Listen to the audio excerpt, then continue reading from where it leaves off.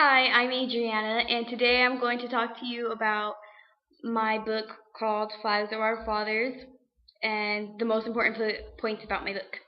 The first one being that the author wants you or the reader to know how hard it was for the soldiers in World War II to be battling on Iwo Jima. He talks about the Japanese techniques and methods of battle, which were ham. They would like hide under the dirt and in the volcanoes, and they let the Americans get on shore when there was nothing, and then once all the Americans were online, I mean on the beach, all the Japanese came out and started attacking, and like that's when most of the Americans died, like in the first moments when they were on the beach. And then it pretty much just talks about how it was for them and how sad it was. And then the second main point of the book is why the author wrote the book is because his dad was one of the flag raisers on Iwo Jima, and he wrote this book as a tribute to him and his honor he did for the country. Hi, okay, so this is my book, Makes Me Wanna Holler by Nathan McCall, and this is the guy, wait, that's the guy. And basically this book is about a young black in America that when he was little, he used to work with his dad at his wife's family's house, and he was really mistreated by them. And in general, he was just mistreated by a lot of them, like he was looked down upon.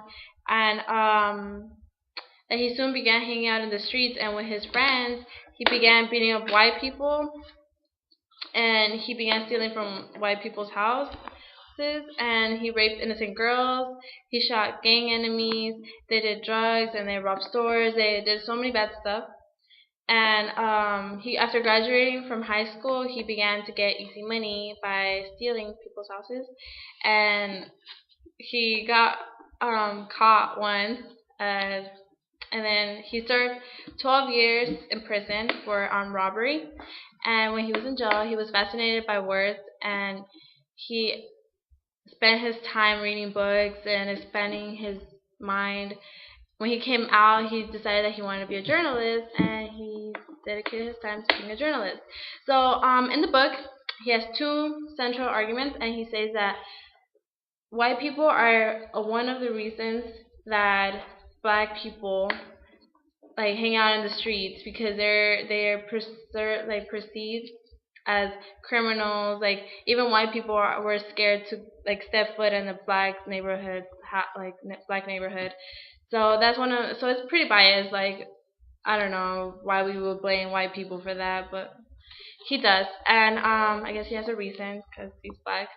Um, and the second central argument is that just when you're in jail, like you still have another way out. Like you come out of jail, because he said that when you come out of jail, like all his friends will go back to jail. So he said that there's a better way to like become better, to be a better person. And yeah, and that's my book. Thank you. Ah. Hi guys, I'm Tara Smith. My book was On the Diary of Anne Frank by Anne Frank. I will now tell you guys about the main point about this book. This book that I read wasn't just a book, it was a diary kept by a 13-year-old Jewish girl named Anne Frank. In her diary, Anne wrote anything and everything that happened in her life during the annex. She wrote about the dates, the times, anything she was, wherever she was, she would sit there and write about in her diary whatever happened in her life. Anne was forced into hiding by the Nazi persecutions of Jews of Europe. Her and her family went into hiding for about 2 years. Above all, Anne was an extraordinary Jewish girl growing up in extraordinary times. It is upsetting what her and her family went through during those times. Sadly, Anne Frank does not survive the concentration camps when she was discovered from. Well, that is it. Thank you for listening to me. Hi, my name is Emmanuel, and I'm from Group 3, and today I'm going to talk about my book, The Man Who Nothing Was Lost. The Man on Whom Nothing Was Lost is a biography about a professor with incredible knowledge. Warden writes his biography to introduce her freshman year professor.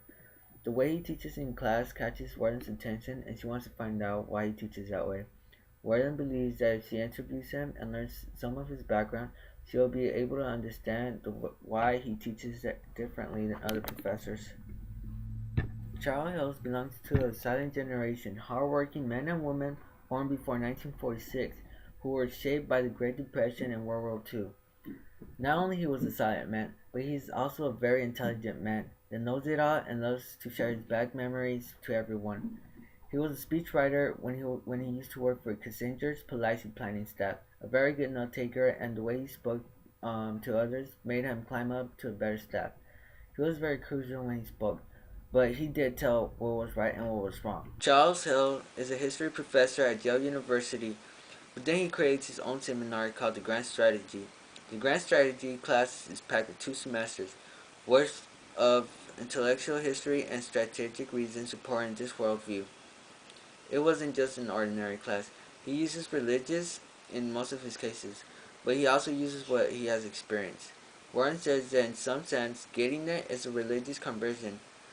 Most of the words Hill uses in his speeches were words such as freedom and democracy, civic vocabulary, but they actually meant religious symbols of sacred significance in American history. Moreover, Warden talks about Charlie Hill's ways of thinking. Hill seems like a man that made all the hard decisions decades ago and stood by the way he believed in. He believed that if you wanted to do something in life, you should stick with what you do. To become a person you want to become, you make big sacrifices and don't care about what others think. Towards the end of the biography, Warden's way of thinking about Charlie Hill turned all around. She now sees Hill as a normal person, but with a lot of wisdom. Warden interviews Hill's daughters, but they want to hear about Warden interviews Hill's daughters, and a lot of unexpected things came out of them. After all, Hill was just a normal person.